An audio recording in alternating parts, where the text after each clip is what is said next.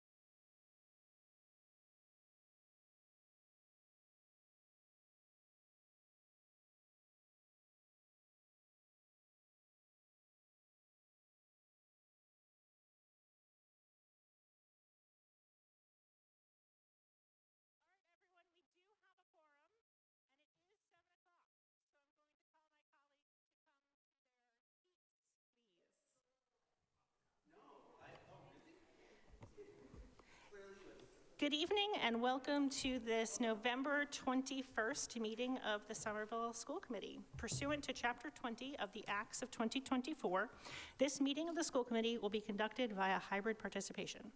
We will post an audio recording, audio-video recording, transcript, or other comprehensive recordings of these proceedings as soon as possible after the meeting on the City of Somerville website and local cable access government channels.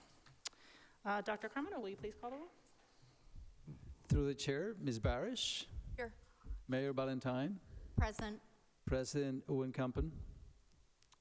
Mr. Green. Mr. Bitton. Here. Ms. Bitton. Here. Dr. Ackman. Dr. Phillips. Here. Chair Kripchen. Here. We have quorum. Great. We will start with a moment of silence and a salute to the flag.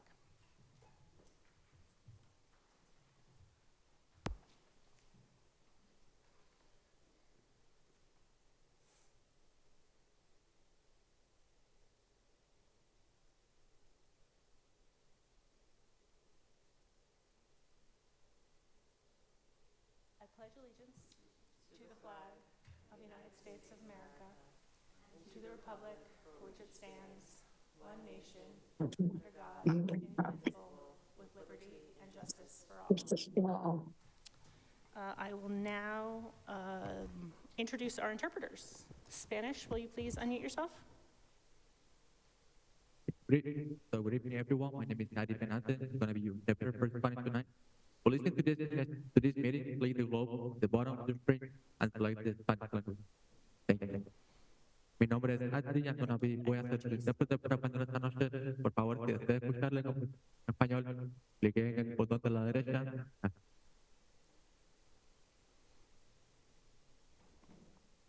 And Haitian Creole?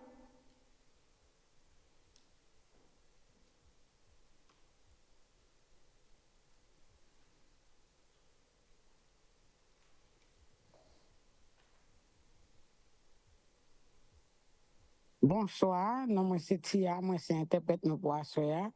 Nous ka gade pa en bas, n'a pas côté le marqué qui langue nous vle, nous ka checker sur lui et m'a fait interprète pour nous. Merci un peu. Great, thank you. And we will start with a report from our Student Advisory Committee, which I believe is joining us online virtually. Hi, my name is Jampa, and I am the school committee representative. And to report a few things that have been happening recently, on Wednesday there's going to be a student pep rally, and there's going to be a variety of games, including musical chairs for seniors and a bunch of races, including the wheelbarrow race and the three-legged race as well. Also on Wednesday, there's going to be a Thanksgiving football game, which is also the boys' senior night, and I believe the theme is going to be pajamas if you're willing to be there. There was also recently a ping pong tournament run by the Dear Asian Youth Club that had a very successful turnout and was also a fundraiser for marginalized communities in Asia. There's also a community service club clothing swap that's happening, and donations are available in the library, I believe. And lastly, Somerville's theater is performing Mamma Mia, the musical. I am not 100% sure when they're going to come out with it, but I'm sure it's going to be a wonderful performance. And that's all. Thank you. Thank you so much. The performances are going to be Thursday, December 5th, Friday, December 6th, and Saturday, December 7th. There's more information on that. I believe it's SHS. I'll think of their website. Are there any questions or comments for our student rep? All right, seeing none, that brings us to public comment. Do we have any public comment? Do you want to just grab me the sheet? Thank you.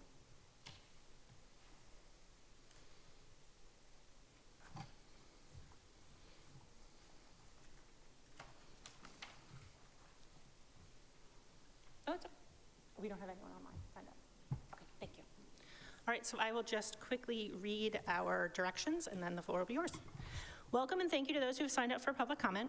Speakers will be allowed 3 minutes to present their material. However, the chair may limit comments to 2 minutes based on the number of individuals signed up to speak. You will get 3 minutes because we just have one public commenter this evening. Speakers should begin their comments by stating their name and address, or in the case of district employees, their role within the district. The chair of the meeting, after a warning, reserves the right to terminate speech which is not constitutionally protected because it constitutes true threats that are likely to provoke a violent reaction and cause a breach of the peace, or incitement to imminent lawless conduct, or which contains obscenities. Public comment is not a discussion, debate, or dialogue between the public and the committee. Members of the committee will not reply to public comment in the course of the meeting, though individual members may follow up and items from public comment may be taken up in future meetings. The school committee will not hear personal complaints of school personnel nor against any member of the school community in public session. Individuals may address topics on the agenda or items within the school committee's scope of responsibility, such as the district budget, goals or policies, or the role of the superintendent. The public is encouraged to submit comments in writing for inclusion in the public record. So with that, Anne, the floor is yours. My name is Anne Haywood Baxter, and I use she, her pronouns, and I live on 14 Westminster Street. I am a parent of 2 Somerville High School, first-year Somerville High School students. And my comments affirm the importance of field trips and the importance of making sure students throughout the district have opportunities to go on field trips that add to their learning in ways that are not possible with classroom instruction alone. Greater equity is needed when it comes to which students are going on field trips and where the students are going. Now, in our city, youth sports are one of the ways that families and students from all over the city are able to join together. And I was on the sidelines of a youth soccer game last spring when I casually asked the parent next to me, "When is your child going to Washington, D.C.?" There was silence, and then came a reply filled with disappointment. "My son's school doesn't make a trip to Washington." I felt terrible in that moment, and I felt even worse in the months to come, because I realized my kids had an opportunity and an experience that some students in this district may never have. My children had a learning opportunity that transformed their view of the world. And I know this because one day as I cooked dinner, I asked, "What was your favorite part of the trip to DC?" And I was surprised when my 14-year-old said, "Visiting the Holocaust Museum," and then continued on describing how the experience touched them deeply, how they had continued to reflect on what they had learned in the months following the trip and how they hoped to carry this learning with them for a lifetime. Within Somerville and close by, there are so many opportunities for rich learning outside of the classroom, and as a parent, I wish that there were more field trips to take advantages of the resources available through local museums and colleges and community and government organizations, and to enjoy the rich offerings of arts in dance and theater and music. I offer these comments in deep gratitude for the ongoing work and commitment of many people in our school district as they move toward greater equity and inclusion. And in that spirit, I hope that field trips will be carefully considered as an area where greater equity is possible. Thank you. Thank you. That brings us to our next item of business, which is approval of some minutes. I will entertain a motion.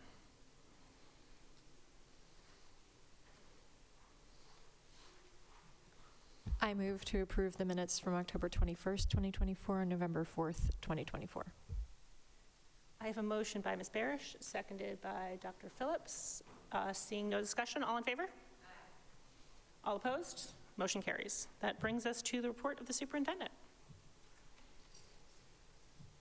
Thank you through the chair, and good evening to everyone. And thank you also. I know it's not customary to respond to the comments, but I saw the Argentiano students this morning heading out on a field trip, and it was so excited to see them. Experiential learning definitely helps our students make sense of the world and the learning. So thank you for sharing those thoughts. During our last school committee meeting, we had our director for CT, Jim Hatchie, and our director from Scale, Jocelyn Marte. And they share our pathways for our adult learners, and it was a great presentation. Today, we will be closing that loop with moving towards the left of that continuum, which is the little ones, the youngest learners. And today, we will have a presentation through our SFLC team that will focus exactly on the ages of from birth to all the way to around when children turn 5 years old. So I'm really excited to be able to present the folks who are at the forefront of that work.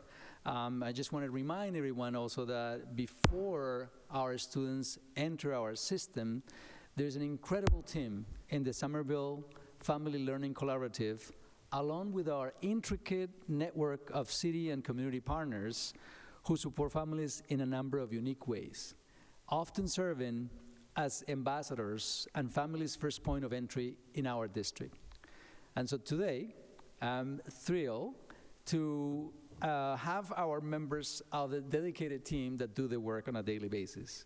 So first, I'd like to introduce Ruth Santos, Laura D'Angelo, Erica Silva, and Madeline Gillespie from the SFLC team. So our SFLC team provides invaluable support to families, and especially to the families who are underserved. And we all know also that our SFLC team wears different hats in different ways. And today, we're going to hear from our Early Beginnings Services team. So with no further ado, Bruce Santos. Thank you. It's a real pleasure to be here, to be able to shine a light on the early childhood work that we do, and especially to be alongside Kathleen Baylor's team, because in light of all the work that we do that's so interconnected, and really be able to shine a light on the continuum of services. So to create some context, the work that we're going to talk about is done through the CFCE grant, the Coordinated Family and Community Engagement Grant, and SPS provides the in-kind support for all of this work, so we're very grateful for that as well. The CFCE grant has, however, been flat funded for 10 years now, and so as you hear about this work, please bear in mind the miracles that our amazing team works to carry out the programs and involve the families. The pictures on the first slide here represent much of the work you're going to hear about tonight. Laura D'Angelo is going to talk about playgroups, parent support groups, parenting workshops. Erica Silva is going to talk about our home visiting program and the community referrals that we make. And Madeline Gillespie is going to share info about the cross-sector nature of the work and the structures that we have in place supporting that. So I'm going to hand over first of all to Laura. I want to thank the team for being here this evening, but also acknowledge that there's a much broader team out there doing a whole ton of the work who couldn't all be here this evening. So thank you to all of them as well. Laura? Thank you, Ruth. Thank you, everyone, for the opportunity to be here. As Ruth was saying, we are funded by the CFCE grant, and with that, we've been able to provide playgroups for 20 years in Somerville. Last year, after we moved, we developed our playgroups in the community, and so currently we are running playgroups in 6 different locations in the community. And right now, in the fall, we have 13 playgroups and 4 parent support groups which are running. And we're so incredibly grateful to all of our partners who we have been collaborating with. It's been such a great opportunity for us to be working with them in the community. There have at times been some challenges, unfortunately, so we're always on the lookout for a new space that could be a permanent space for us. With our playgroups, we have playgroups in several different languages, so we offer playgroups in Mandarin, Nepali, Spanish, Portuguese, and we also have parent support groups. One parent support group is in Spanish for families with children birth to 15 months of age.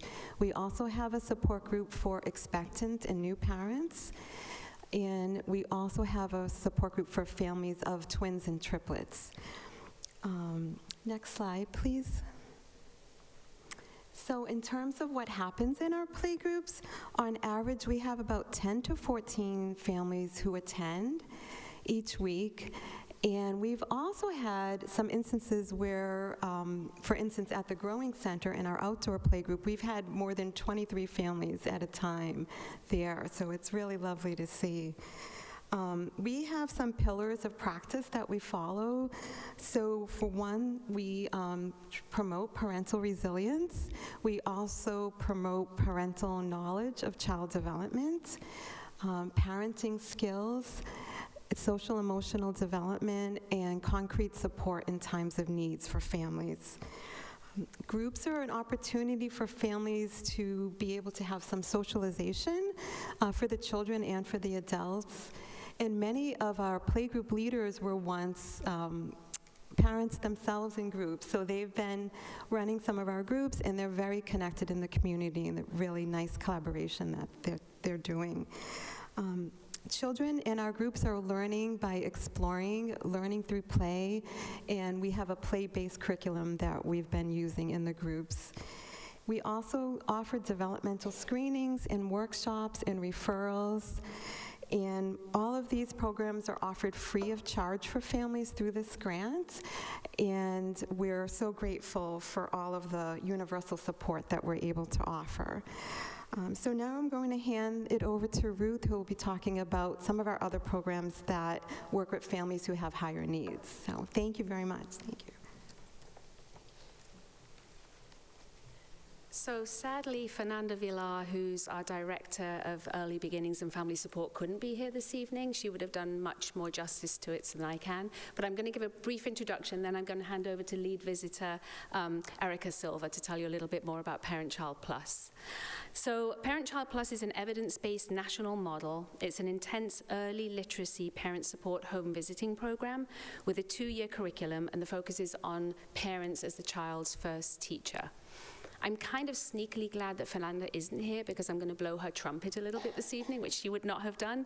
But really, Somerville is held up at the national and state level as a model for the Parent Child Plus program. It's very well known, and this is kudos to this amazing team of home visitors that we have. But it's also in part because we were one of the first to offer the service to immigrants and to focus on immigrants as having a need for this home visiting program. And we were able to provide the cultural capacity to build the foundation for literacy in the family's own language by doing so. And I'm going to let Erica talk a little bit more about the work that they do on a day-to-day basis. You're good. Good evening, everyone. Nice to meet everybody. My name is Erica Silva, and now I'm the leader home visits for the Parent Child Plus program. Most your home visits program, it's participated the program. I include myself. I received the program 13 years ago, and you really changed my life when you see I'm here today.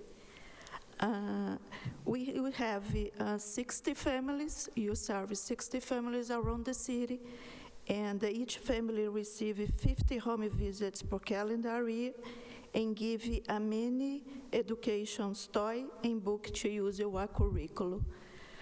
Most of the families speak another language except English, and the majority has less than high school's diploma and face multiple stress on the daily life. As well as literacy, as important part of the work in making referrals for all the programs around the city. We are referrals allocation ages and think like food, house, clothing, healthcare, childcare, and also for concern about developmental delay. Many families need the additional support to go through this referral process.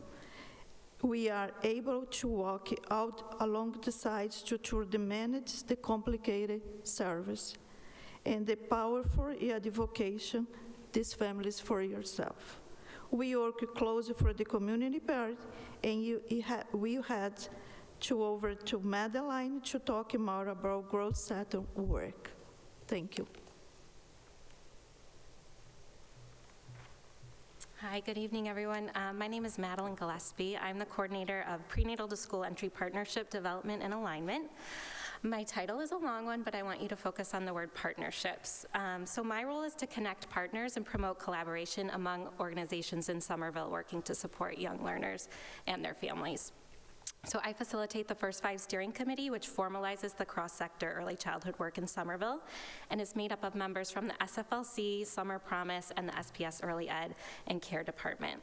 We meet weekly to ensure collaboration and alignment on all things early childhood, and First Five has been the force behind things like the week-long community-wide engagement event, Week of the Young Child, and the way we work together is serving as a model for cross-sector work in other areas, such as out-of-school time. Other cross-sector work is the Early Childhood Advisory Council, or the ECAC, which meets 4 times a year and brings together around 30 early childhood stakeholders from across Somerville to learn about important issues in the field, problem-solve challenges, share resources, and build community. Another key piece of the work involves supporting transitions of young children and their families into SPS, pre-K, and kindergarten. So this involves working with the enrollment team around information sessions, supporting liaisons with popsicle parties and open houses, the getting ready for kindergarten workshops and family guides, school-specific social stories, and more. We would also love to think about ways to extend our home visiting programs into pre-K and kindergarten. We are working with a Harvard grad school student to research existing models in other places. I'm going to pass it back to Ruth, who's going to close us out and give a little summary of the trajectory of a child here in Somerville through the SFLC programs and onwards towards SPS. Thank you.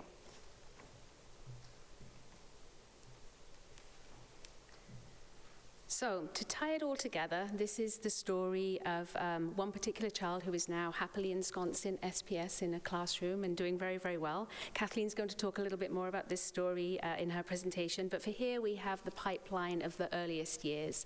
So as you can see, the first referral to SFLC came from the Summer Promise Summer Baby program, and they were referred to the playgroups. From the playgroup, she was referred to the Parent Child Plus program, where after a little while, the home visitors identified some concerns with developmental delays and were able to refer the child to early intervention. Early intervention ends at age 3, and through the city's Access and Affordability program, the home visitors were able to refer the child to a local community center where they were able to continue some of the specialist services that the child needed while they were in the daycare center. From there, they moved into SPS, and it was through the MTSS services provided by the Department of Early Ed, and they were able to continue the services once the child started kindergarten. If you go to the last slide, This was a text that one of our home visitors received from the parent not long ago about how well the child was doing. So we're really grateful to hear those stories, and I think it's a credit to how well our playgroup folk and our early childhood home visitors stay connected with families and for how long they stay connected. You start early in a child's life, but it never really goes away once you have that connection. And I remember at the last high school graduation event, we had home visitors there cheering the children on that they had been home visitors to however many years, 16 years earlier. So I think that connection is there, and I think it's a credit to the work that we all do at SFLC as to the connections we make with families, but also with community partners, and it all becomes one big net of how we support families. So before Kathleen starts, we're happy to answer any questions, but it's a pleasure to be here, and thank you for listening.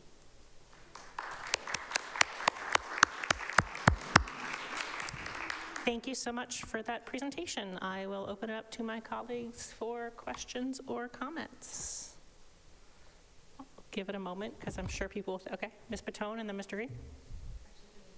Sure. Yeah, sure, Mr. Green. Thank you. That was rather impressive, as is the work you do. I would love it, and I don't want this now, but it's a follow-up, even if it's closer to budget season. But that story of the continuity, I would love to get like some macro level demographics about that, like how many people get referred by Summer Baby, how many of them end up taking the referral, like how does that train actually work in terms of who gets the services, what they look like, where there might be gaps, where there might be inadequacies, and we need to actually bump up services, et cetera. Just that kind of macro level longitudinal would be really helpful. It's definitely work that we're looking into ourselves as well. We work very closely with the Summer Promise team and with Kathleen's team, and some of that tracking work has already started, so watch the space. Thank you. Ms. Patone and then Mr. Bitton. Thank you, through you, Chair. I really appreciate how you frame this. I really love that people from all the different groups were able to come up and represent their work. I did have a specific question about the scope of playgroups, and I kind of flipped. I looked at last year's, and it seems like this is not a critique at all. This is more about what's going on and what capacity you have, but it sounds like we served a lot more families in 20 through 24 for playgroups in particular, and I didn't get to look at all the numbers, than we were able to serve this year. And I'm curious, is that a capacity for people? Is that a capacity for space? Or is it just a decision you made to focus on particular populations? And if you need more capacity, what the school committee or the district can do to support that? So the question, again, not a criticism or a reflection on what was done in previous years compared to this year for playgroups and the number of families served. So part of it was that I presented at the end of the year last year, so we'd had a full year of data. We're only halfway through right now. Probably the numbers will come up. We are challenged with space. The work that Laura does and Raina, who works very closely with her, means that they are on any given day in 6 different locations running around trying to make things work. So we are always on the lookout for a permanent space, as we have had in the past for playgroups, and I do think that allows us to bump up our capacity and also to hold support groups in the same area. I think people get to know where to go, and it's much less confusing. So, yeah, any support on that front would be very appreciated. And before I call on Mr. Bitton, since we do have the mayor with us here this evening, I just wanted to flag since we're talking about space needs beyond what SPS may currently have, if you or your staff think of just putting it on your radar as the fact that they're looking for more spaces to have playgroups. That's all. Mr. Bitton?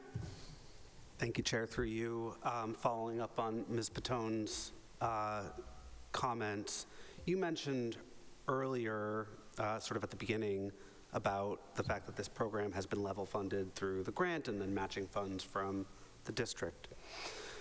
I'm wondering if you had a blank check, which we unfortunately don't have, but if you had a blank check, what would you envision for where this program could go? And Ms. Patone mentioned the gaps, such as they may be. How can we collaborate to help? Well, there's a never-ending need for playgroups. We could literally, I think, double our playgroups and still be at capacity, so we would definitely love to be able to grow that. And I think Madeline mentioned one of the other areas that we would like to look at as well, which is that we have this amazing, amazing home visiting program that serves, it's a 2-year program, and then it stops off somewhere between age 3 and 4 that the services end.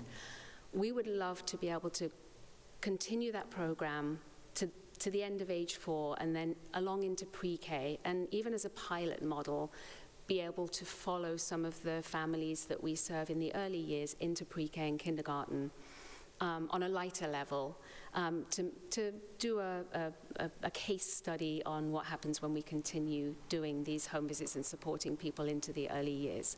So that's something we're very much looking at, how other people have done it and what would be needed to make that happen. Yeah, that's a wish list. Mayor Valentine? Thank you. So, in terms of space, I was trying to remember what was up on the screen, but I'm curious, geographically, where you are looking for space is my first question. And then I think of where are some of the families, which I don't believe was indicated up there, is I know Clarendon Hill Towers has a community space. Clarendon Hill redevelopment, the ribbon cutting should be by summer is my understanding, but they also will have community space. And the Mystic Learning Center, has a space there. So are those neighborhoods where you are currently trying to get space? They absolutely are, yes. Our goal would be to get a permanent space. We still sort of have bits of furniture from our old spaces, and we have materials. So our goal would be to get a space that we could set up and hold as our playgroup space, as we have done in previous years. But those are really good ideas to partner additionally with the people that we're partnering with now. So, excuse me, so you're looking for a city building for a space? Is that Ideally, what you're... so we've always I see. Yeah, we always had a space within one of the schools where we were housed. So we were at Powder House, and then at Argenziano and the Cummings, and then at the Edgerly. And now we're partnering. We're so grateful to our community partners. So please don't get us wrong; they're amazing, and they have been so generous with their space, helping us out. But it's always preferable to have our own space if we can. So, but they're really great ideas for partners. So thank you for that. Thank you. And thank you for all your work, too. I mean, you are all fantastic. Early childhood, they are certainly, I was fortunate that my next door neighbor was a preschool teacher. She taught me how to be a parent, I will say. And so the patience, the openness, the fun, the allowing to dream and everything. So when my daughter was pulling all the toys out, and she'd say to me, and I was embarrassed as a first-time parent, oh my God, she's making the room all bad. And she said to me, Katiana, that's what they're supposed to do. They say, isn't that wonderful? So there's a joke in our neighborhood about our neighbor who would always say, yes, let the toddlers go to her house because she'll let them pull everything out and just say, isn't that wonderful? So thank you, because I've heard similar compliments to you all. So thank you for everything you do there. Thank you, Mayor. All right. If there are no further questions or comments, we'll go to our next report. Dr. Thank you Carmona? very much, and I'm going to have the other, thank you. I'm going to have the other side of the equation of the early childhood intervention and support systems be introduced by Dr. Davis Boston. Through you, Chair. Good evening, everyone. I'm really excited to welcome Kathleen Baylor and the entire early childhood education team here. It's really excited to see you all up, and they will talk, and they will be able to introduce themselves and talk more about their work, both within the Somerville Public Schools and with all of our community partners. So with that, please come on up.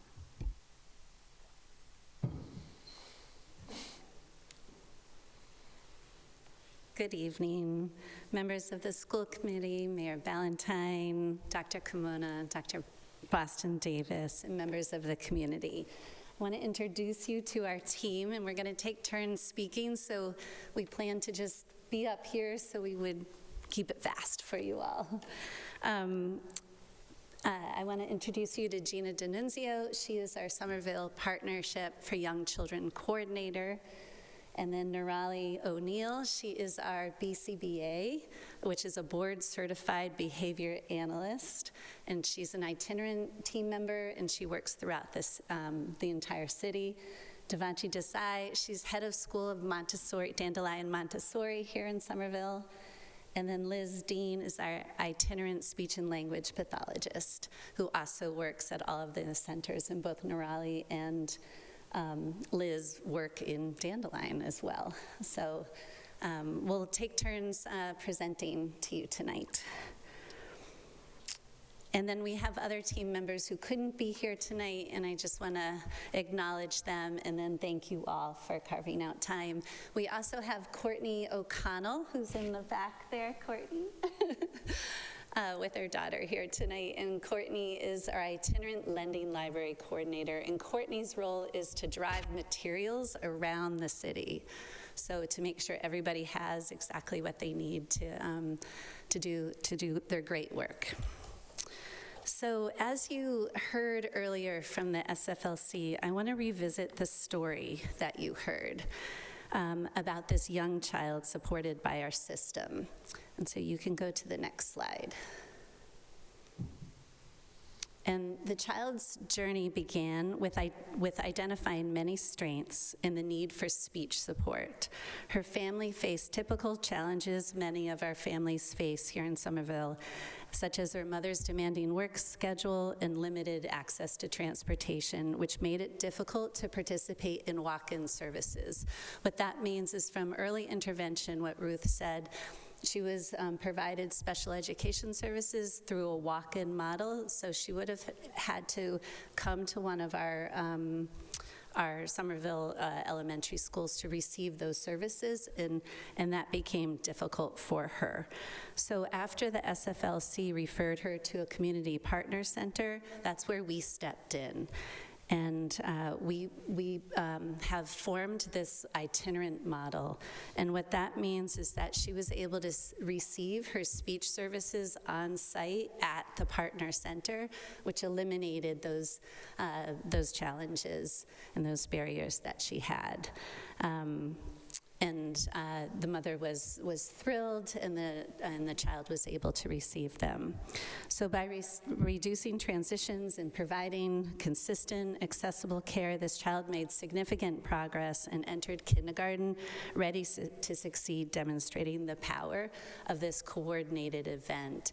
And so I think that the warm handoff from the SFLC to Summer Promise, providing this tuition assistance to the early ed department, that's what we want you to take away from, and then into our public schools, and everybody really caring deeply about the work and about this, about the success of each individual student.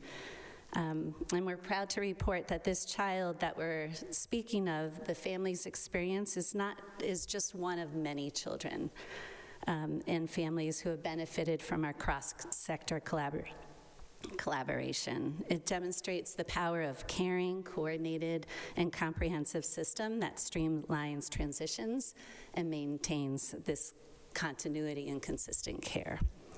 So I would like to pass it off to Gina, who will present our next slide. Thanks, Kathleen. Our interconnected system has a broad reach and significant impact. Last year, we provided approximately 570 children with high-quality early education and care. We expanded our reach by adding 7 new Head Start classrooms and bringing the total of 40 classrooms citywide. We provided targeted interventions, including 33 referrals for consultation and intervention support. 25 children on IEPs across 6 centers received on-site speech and language services, and 12 students across 8 SPS buildings received behavioral support.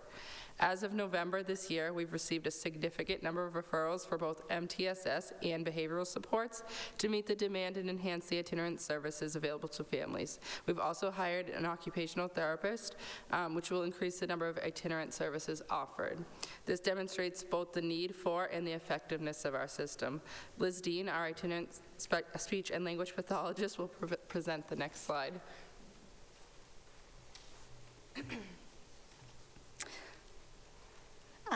The MTSS, or the Multi-Tiered System of Support, or MTSS, is the foundation of our work. Our theory of change is that interventions made early and often effectively mitigate the need for more intense ones later. MTS's 3 core components are: 1, early identification and screening. We identified children's needs as early as preschool to address challenges before they become barriers. 2, tiered supports. We match interventions to the level of need from universal Tier 1 instruction for all children through our See Every Child teaching and learning framework to some children receiving targeted interventions to a few children receiving intensive individualized services. And 3rd, on-site delivery of services. By bringing services directly to classrooms, we reduce transitions, alleviate stress for families, and provide real-time support to educators.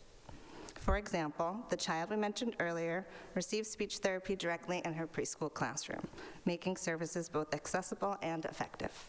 Next slide, please.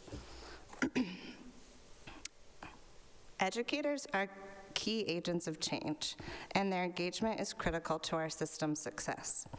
Our coaching and professional development provide our educators with the tools, resources, and refinement of practice they need to deliver high-quality, rigorous instruction across the mixed delivery system. Our See Every Child curriculum supports key areas of early childhood development, allowing educators to support each child's learning and growth. This slide showcases a story crafted by the child mentioned earlier using open-ended materials and dictated to the teacher. Providing young children with high-quality materials and opportunities for storytelling is a vital part of our curriculum.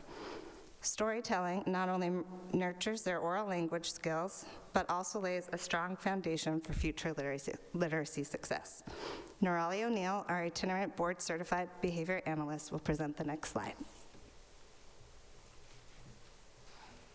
The collaboration between itinerant team members, speech pathologists, a BCBA, and an occupational therapist, and educators create a seamless integration of interventions into daily routine.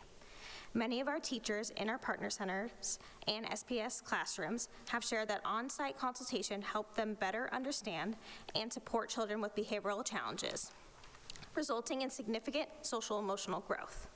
Tonight, we are joined by Devanshi Desai, the director of Dandelion Montessori, one of our original partner centers at SPYC, to share her experience accessing and utilizing the MTSS and the impact it had on her center and educators. Thank you, Norali. I'm so happy and honored to be here. As Montessorians, we believe in nurturing children's capacity to adapt, recognizing it as the foundation of societal progress and a more peaceful world. At Dandelion, we prioritize diversity, inclusivity, and accessibility, ensuring every child has the opportunity to discover their purpose and reach their fullest potential. We recognize the significance of this undertaking. The impact of the itinerant team's support last year was transformative and took us to a different level as being a center that is accessible and is doing the hard work of true inclusion.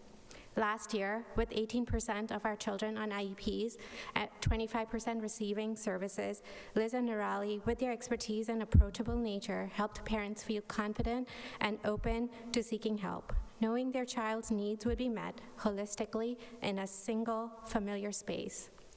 This has provided families with an incredible sense of freedom, eliminating obstacles such as income loss or time constraints when advocating for their children. When progress feels slow or unseen, it can take a toll on caregivers.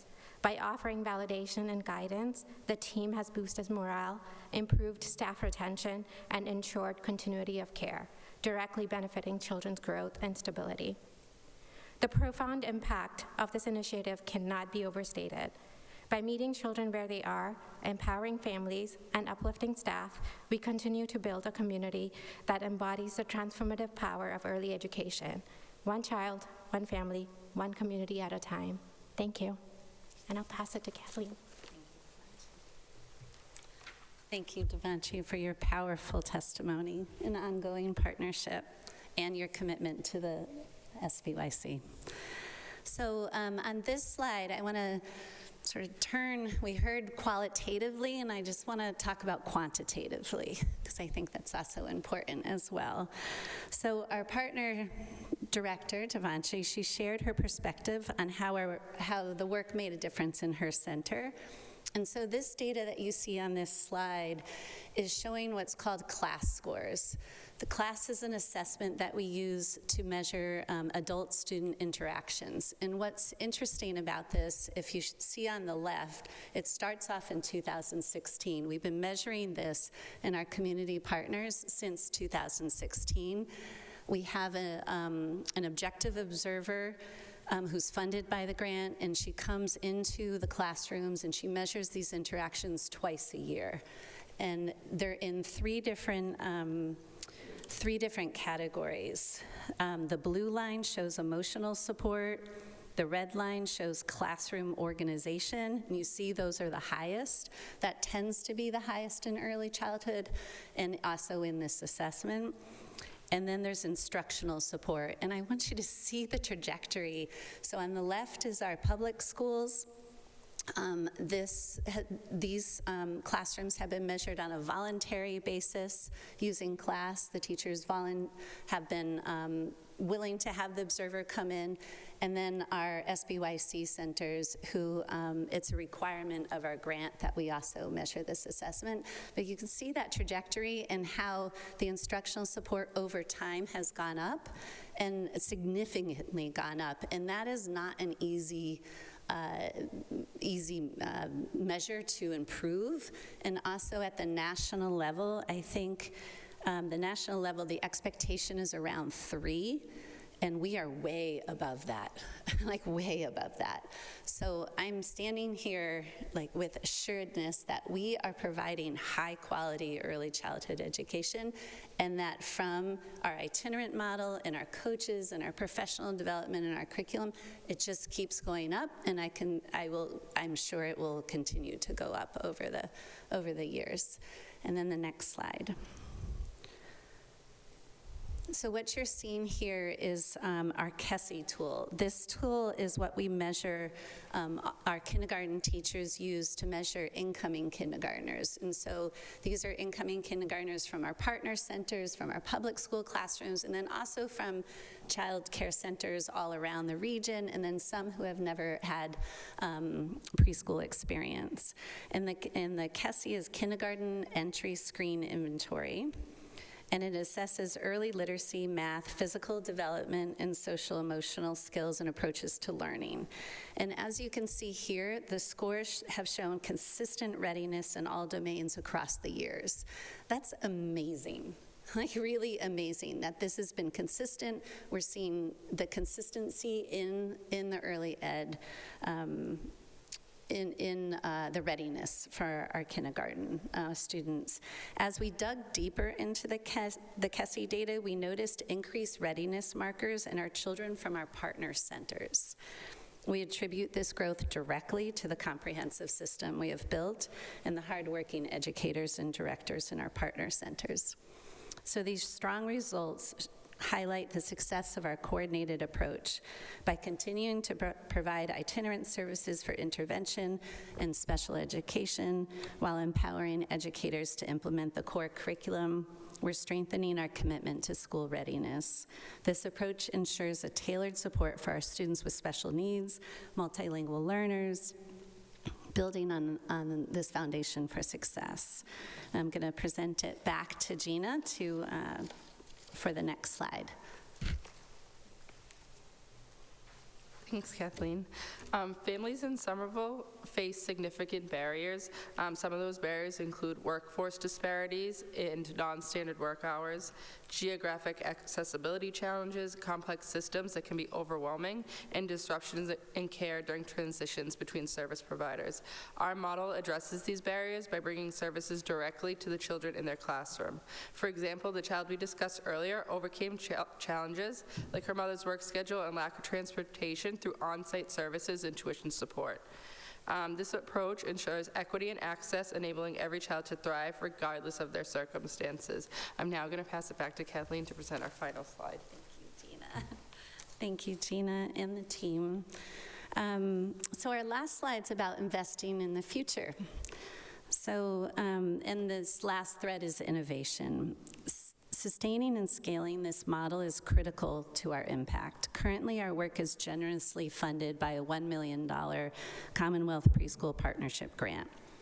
If we are to maintain momentum and truly meet the needs of all of the Somerville families and children, we ask that you sustain this investment in this model so that together we can strategically build more partnerships across our mixed delivery system. Right now, we have 9 partnerships, and as you heard from Gina, we expanded this partnership this year to 100% of the Head Start classrooms.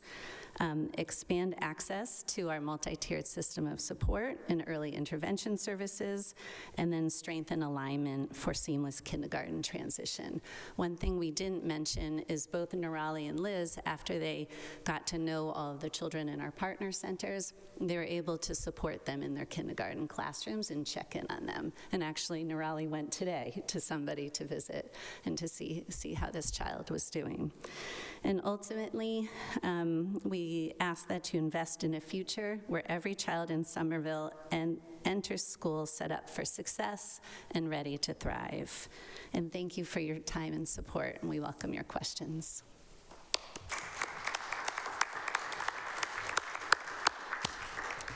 They all left for the questions. Did you notice? You can call them back if you need them, I'm sure. Thank you so much for that. I just have a quick clarifying question. You talked about the $1 million Commonwealth Preschool grant. Is that something you expect that won't continue? That's a good question. So we're in the 3rd year of this grant. We have had this grant for 7. We're in the 7th year of the grant. Next year, we are looking for, it's going to be a competitive grant. Somerville is highly thought of across the Commonwealth. We are a model for this work. I am confident that we're poised to be given some of the grant money. However, I'm not too sure what that will look like. And especially because we're going to be competing. So, so we're going to be competing with districts that are gateway districts, and Maura Healy has announced that her priority is providing universal pre-K to gateway cities. We are not a gateway city, so I do not know what that kind of funding is going to be looking like, and therefore I am asking for an investment for that sustainability. Thank you for that clarification. Are there other questions? Dr. Phillips and then Ms. Patton. I may be looking at this all wrong, so please tell me if I am, but if my math is correct, it looks like we're serving about, with the program you're talking about and our pre-K and K classrooms, we're serving about 40% of the kids 0 to 5 in Somerville. Does that sound right to you? From 0 to 5 with the SFLC too? No, with your 570 570. Plus the number we have in pre-K plus the number we have in K. So 570 is all of us. So one of the things that we're doing is in our department, we're thinking as a system. So when we're telling you the numbers, that includes the community partner and our public school. So that 570 is all of our pre-K that we're servicing. And then there's a little over 300, 350, it's over 350 kindergartners. Yeah. Does that help? Okay. Do you have a follow-up or a new question? I do have a follow-up. It's not really a question, but I know I've talked to Ruth about this, but I think the SFLC home visiting program, your program, and probably the Basics Need program all together packaged up would be like a killer educational innovation research proposal. Those usually come out in May from the federal government, and it's a multi-million-dollar, multi-year grant, but I think you guys are well positioned to get it if we can get you the resources to write it.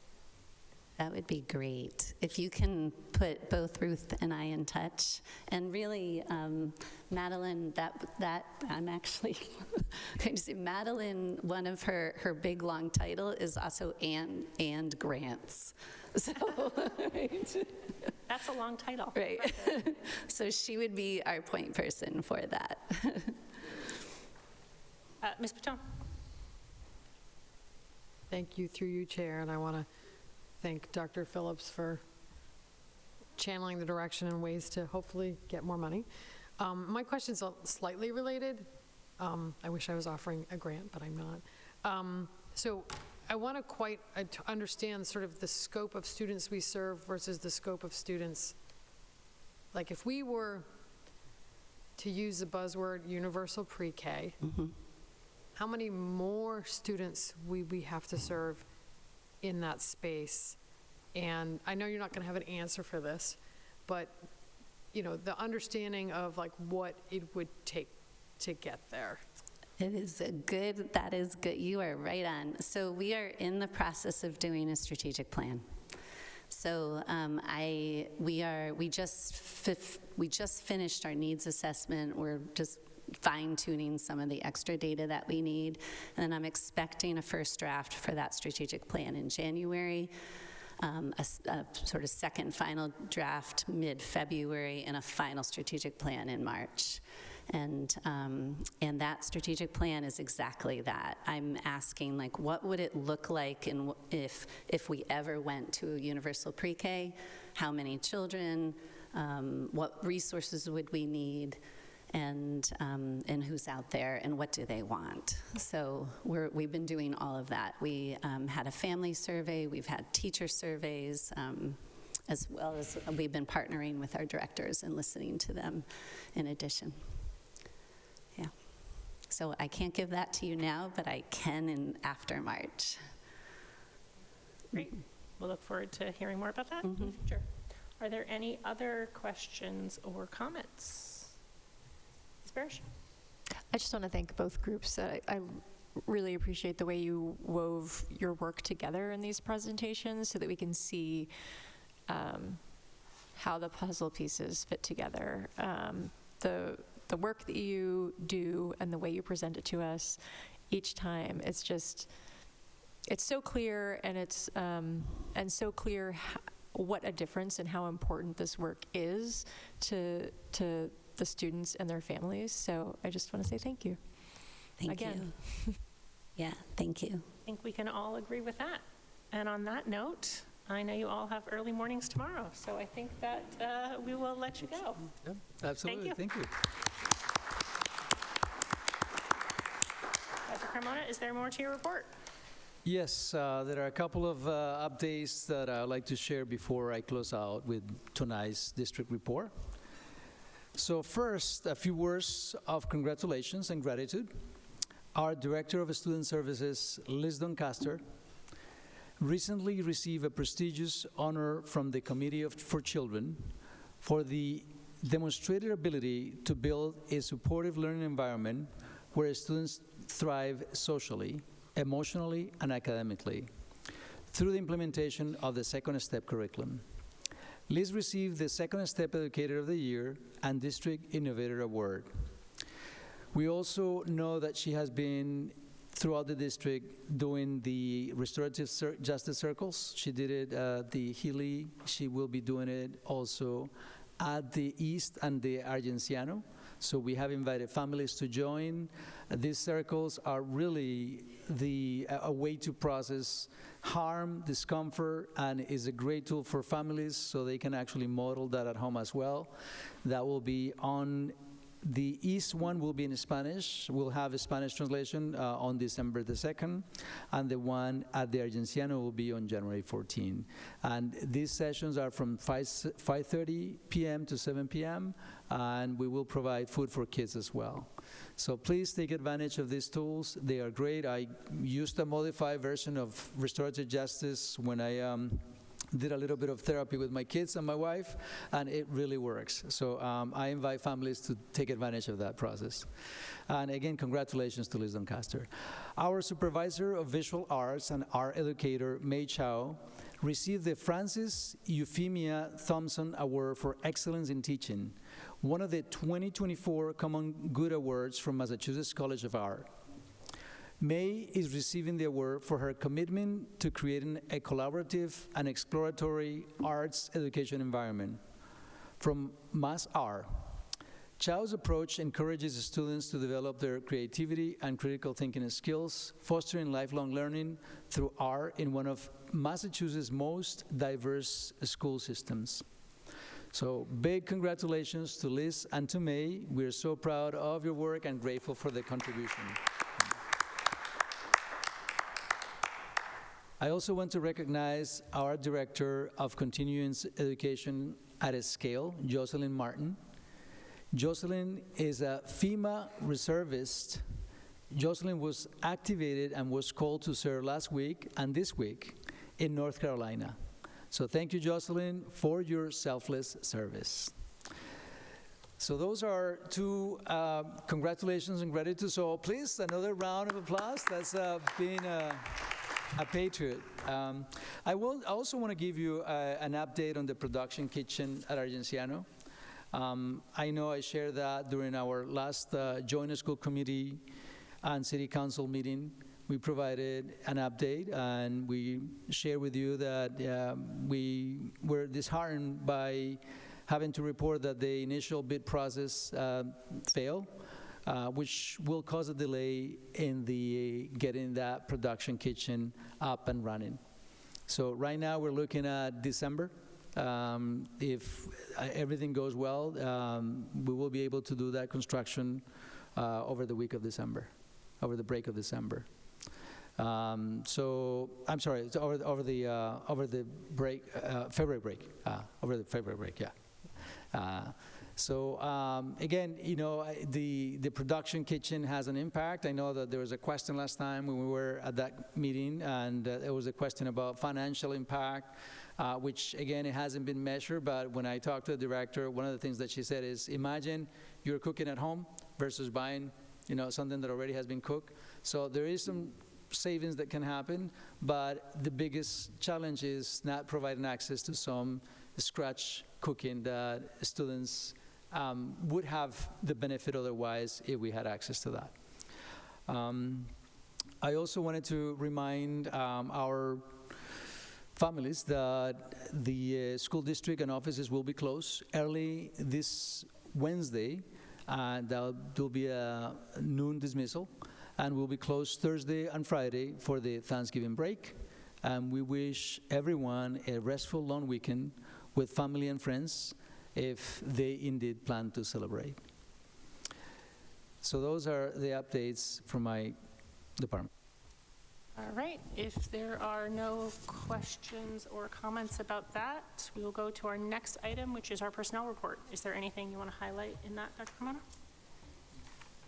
Yes, I do, and every time we can actually celebrate our retirements for those folks who have earned it, which is all of the folks that I have in my list right now. So I have some celebration retirement notices here. So Lisa Brewster Cook, English teacher at Somerville High School. She's retiring after 26 years of service. Laura Semple, she is an MLE paraprofessional at the Healy, and she is retiring after 1 year of service. Margaret Young, she is a full-time cafeteria helper at Somerville School and the food service department. She's retiring after 29 years of service. Peg Cuban is a science teacher at Somerville High, retiring after 25 years of school service. And Deborah Ferenga, IEP team leader and team chair district-wide, retiring after 3 years of service. So thank you to all the retirees for all your years of services and dedication to our SPS students. And that concludes my report. Are there any questions about the personnel report? All right, seeing none, we have some subcommittee reports to approve. I think we can just do them all at once if someone wants to make a motion. I move to approve the following subcommittee notes. Rules management from October 21st. School buildings, facilities, and maintenance from October 28th. Finance and facilities from November 13th. And ed programs and instruction from November 14th. Second. Motion by Ms. Parrish, seconded by Mr. Bitone. If there is no discussion, yes, Ms. Bitone? I just have a question about one of the reports, so I don't want to, should we vote for? We can vote for it, and then you can ask your question. I mean, unless it prevents, okay. So let's, all in favor? All opposed? Motion carries. And now, Ms. Bitone, your question. Thank you, through you, Chair. I was not able to attend the ed program subcommittee, and I know that Dr. Ackman's not here, but I think Dr. Boston Davis was at the meeting. Okay. I had a question about the audit for inclusion. I was curious if that audit is being done internally or we have an external partner coming in and auditing inclusion. And if you could speak to it briefly, that'd be great. Thank you. Thank you, through the chair. Thank you for the question. As you know, as you may know, our special education director presented around special education as it relates to all things academic and education programs. And he did mention that he's looking into an audit with external partners. The details for that, I would have to refer back to the notes and connect with the director, but otherwise, that is the high-level answer to your question. Thank you. So I think you answered my question. Is the intention is to have a third party come in and do the audit? Thank you. All right, and I believe we also need to approve the bill rolls as a body, so I will entertain a motion for that. I move to approve the October bill rolls. Second. Motion by Dr. Phillips, seconded by Mr. Green. Seeing no discussion, all in favor? All opposed? Motion carries. All right, that brings us to new business. School committee office hours. Someone asked about this, and I'll admit that I completely dropped the ball. We have in the past done coordinated fall office hours. So I put it on the agenda for discussion. If we want to try to do something before the end of the year, we can wait till the first of the year. I don't know what anyone's thoughts are or if anyone is open to coordinating them. Mr. Green. I would strongly recommend waiting until January. The weeks between Thanksgiving and Christmas are famously stressful in education, and for parents. And I just don't think it's a good time to be trying to add one more thing to the event plate. But we should plan to do it in January. I'm fine with that. Ms. Patone? Thank you, through you, Chair. I support that. I think in general, if we can do them in the fall, and this is not a critique because obviously I didn't raise my hand and say we haven't done them. It's been an intense fall from a political standpoint, so generally we'll do them in October or even early November, but I agree with Mr. Green that January, and then if we also want to do a spring, so we're still doing it twice, that's an option as well. Thank you. And that is why I started this with apologizing for not bringing it up earlier, because we do typically do them in October, and we didn't. All right, so we will discuss again and try to put something together in January. That brings us to some things that you all need to authorize me to sign. I will entertain a motion. I move to authorize the chair to sign the SEU Unit D scale MOU. I have a motion by Ms. Barish, seconded by Dr. Phillips. And just so people in the audience are aware, this is a contract that we discussed in executive session and was voted out of executive session. So it feels like it's very abrupt, but it is something that happens behind the scenes. And this was a contract that was a long time coming, and we're excited about it. So with that, I have a motion by Ms. Parrish, seconded by Dr. Phillips. If there is no discussion, all in favor? Aye. All opposed? Motion carries. That brings us to another thing you need to authorize me to sign. I'll entertain a motion. I move to authorize the chair to sign the addendum to the contract with the superintendent. Second. I have a motion by Ms. Parrish, seconded by Mr. Green. Is there any discussion? Seeing none, all in favor? Aye. All opposed? Motion carries. All right, now we have the MSBA enrollment certificate. Dr. Carmona, did you want to give us a bit of quick background on that? Yes, definitely my pleasure. As you know, pretty much this is the end of that eligibility cycle, which ends with the conclusion of the certificate of the enrollment process. You have a packet in which you receive the information from MSBA as to the rationale of the actual numbers that they came up with. Those numbers have been an ongoing discussion with the city and the district in terms of what is the ceiling, what is the highest capacity that this combined facility, if you will have based on their calculations and their assessments. So the final number is 925. And they accounted for multiple things, if you can look in your document. But again, what we're doing today is basically finalizing that phase, which is having the chair, the mayor, and myself sign that document, and we require an authorization for the chair to do that. So once that is completed, we basically will be hand delivering that to the city, and then it'll be brought to MSBA. And with the intent that we hope that we will appear on the December MSBA board meeting for a vote. And so they have to approve that, and they vote, and that's the final part of the process. So we're hoping that it's in December.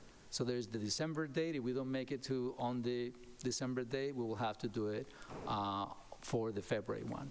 So it is extremely important that this get completed and get delivered on time. So with that, there is a motion specifically in your packet that our lawyers, I'm assuming, gave us specifically for this. Mr. Patel? Thank you, Chair. Through you. Just a clarifying question for Dr. Carmona. The December and February meetings that you referenced, those are MSBA meetings, not city meetings? Correct, MSBA meetings. Okay, thank you. Dr. Phillips? I move that the chair of the school committee for the Somerville Public Schools, which is currently Ms. Alana Krepchen, is hereby appointed and authorized by and on behalf of the district to execute and deliver on behalf of the district the enrollment certificate and any amendments thereto, the agreement, as required by the Massachusetts School Building Authority, the MSBA, in connection with the project for construction of repairs and renovations or new construction for the Winter Hill Community Innovation School, and to thereby bind the district to the terms and conditions of such agreement. Second. I have a motion by Dr. Phillips, seconded by Ms. Parrish. Is there any discussion? Ms. Patel? Thank you, through you, Chair Krepchen. I am just curious, I don't have a problem with moving this forward, but I am curious, what does plus pre-K students mean? Is that an expectation that we're going to have a single classroom, multiple pre-K classrooms? And if we don't have this information, it's not going to stop me from approving this, but I just thought if anybody knew more what that meant, I'd appreciate that. So again, we are only in the eligibility phase. That other question as to how that is configured would be in the feasibility phase. But basically, the answer that I received around that was that 925 students is the maximum that we can have a space for.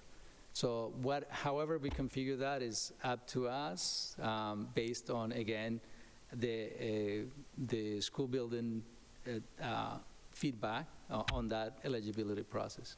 But basically, that's the ceiling. Originally, the numbers were in the 700s, and so after the conversation about the tightness of our space in our district, they kept on going and adjusting that number. Did you follow? Thank you, and thank you, Superintendent Carmona, and I appreciate you expanding the definition to say that it wasn't just looking at the population at the Winter Hill or the population at the Brown, but looking at the population district-wide and where we need to create capacity. So thank you for sharing that. Mr. Green? Actually, to some degree, building on Ms. Patone's point, I find myself in a position of wanting to thank the district and the city for their seemingly at least somewhat successful negotiations. I've spent a good chunk of time this weekend trying to figure out how, well, first of all, how the NBSBA came up with their projections, and I still haven't figured that one out. But given their projections, how we got this higher number, and so I want to thank the district and the city for successfully negotiating that number upward, because yeah, that is slack we desperately need as a city. That is correct, and it's good news. Is that right? That we have enrollment has somewhat steady, and we are facing also some challenges in terms of that space. But that calculation comes from also looking at the entire district and seeing the the retention rate, as well as they add a 15% increase to those numbers. So in case there are fluctuations on migration and any other patterns that affect enrollment. All right, if there is no further discussion, I had a motion by Dr. Phillips, seconded by Ms. Barish. All in favor? Aye. All opposed? Motion carries. All right, next we have a diploma to approve. I will entertain a motion. I move to approve the Somerville High School diploma to Mario Andrade Sola of Somerville, Massachusetts. I have a motion by Dr. Phillips, seconded by Mr. Vitone. If there is no discussion, all in favor? Aye. All opposed? Motion carries. Congratulations to our newest graduate. All right, then we have some grants. Motion to accept all federal entitlement and continuation grants and all state continuation grants awarded to the Somerville Public Schools listed below. From the state, Coordinated Family Community Engagement for $13,000. It's a funding increase. Proficiency-based outcomes in languages other than English for $29,405, which includes stipends and world language assessment tools. The Mass Cultural Council for Somerville High School for $5,000. The Boston Chamber Music Society to continue to advance technical and fundamental instruction skills, develop performance skills, and enhance social and artistic engagement of Somerville High School orchestra students. The Mass Cultural Council, Winter Hill Community Innovation School, $5,000, and Arts Integration, SEL, puppetry residents, and that same Mass Cultural Council for the Healy School for $5,000 as well as the same $5,000 from the Mass Cultural Council for the Capuano, again, puppetry residency.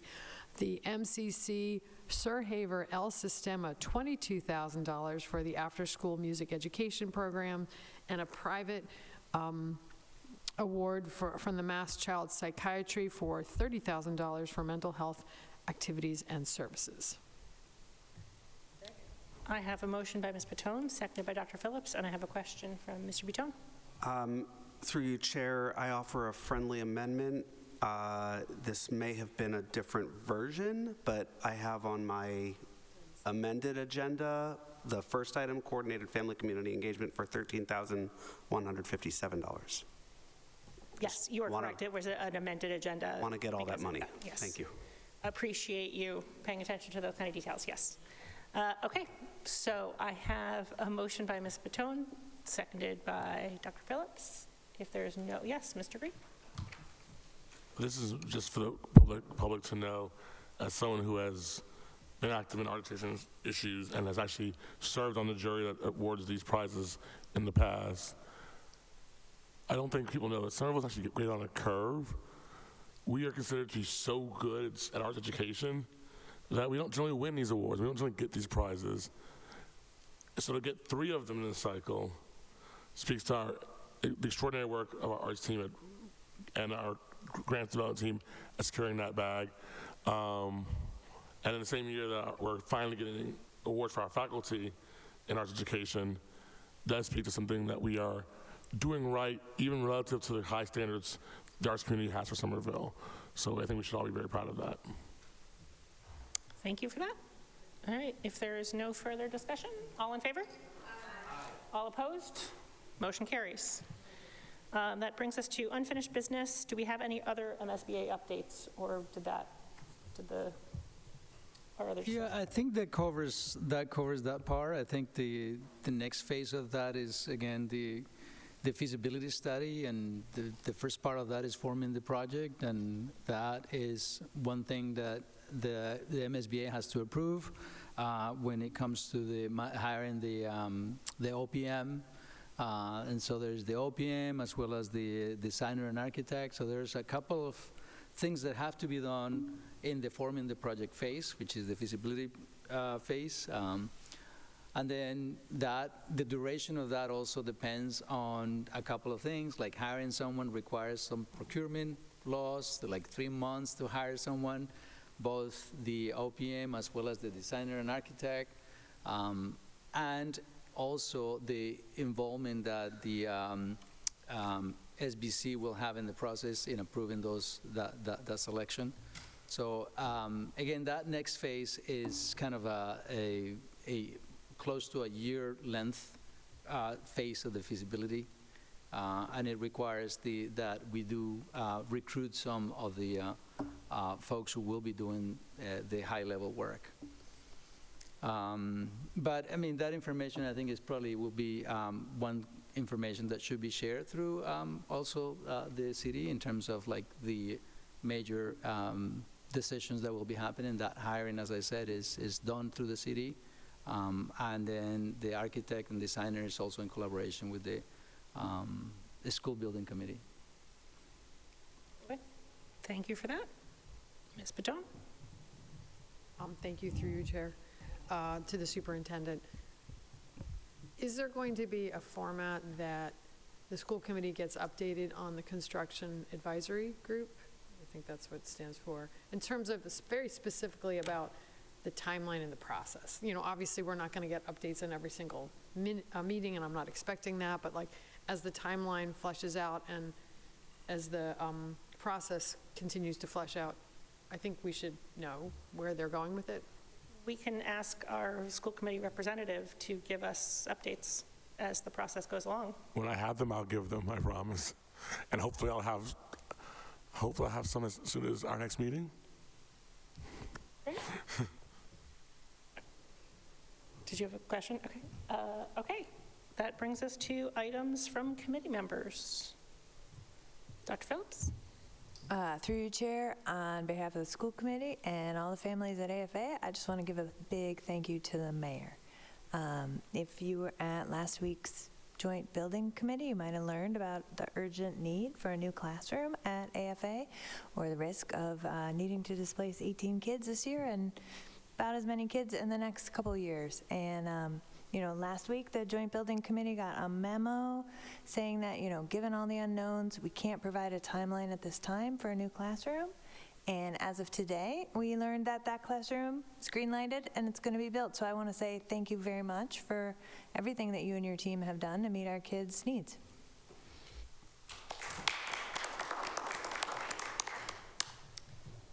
I have an item. The graduation we approved reminded me of what Ms. Baton learned when we were at the MASC conference. So I'll let you, do you want to bring it up? I will do my best to articulate this through you, Chair. So I was at a presentation that was talking about the ballot question about MCAS not going to be, moving forward, not be a graduation requirement. I think it gets enacted either December 5th or December 6th, one of those days.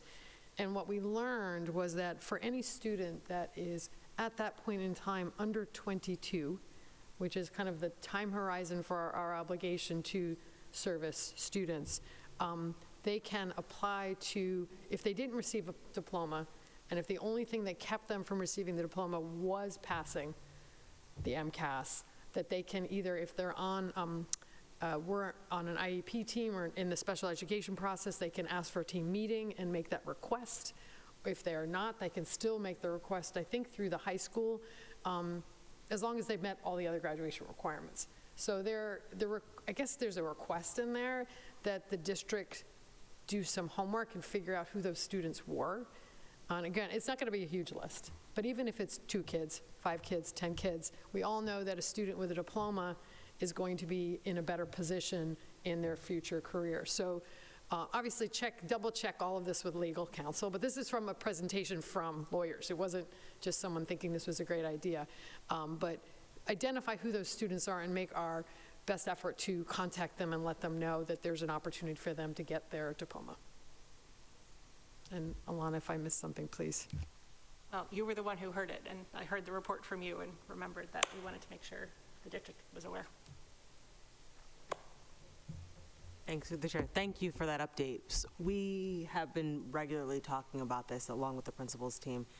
So that is something that I did not yet know. We've been kind of trying to learn as much as we can, like I think many districts are. So that's very helpful, and we will indeed do that. So thank you. Great. Mr. Green? I had some things I'd like to put on agendas for subcommittees, through you. For finance and facilities, I'd love to discuss how much of our budget comes from the feds.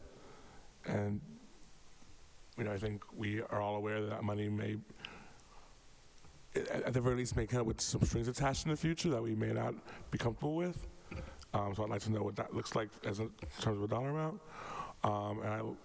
Similarly, I'd love it if rules could revisit some of the sanctuary city protections we passed in 2017, 2018, and see if there are places we might be able to make them stronger, as the assault seems like it'll be also be stronger this time around.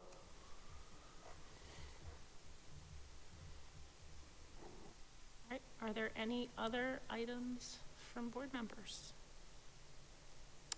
All right. Dr. Phillips, do we have any condolences? We do. The Somerville School Committee expresses its deepest condolences to the family of Joseph Ercul, beloved uncle of Angie Surprise, interpreting and translation for SFLC.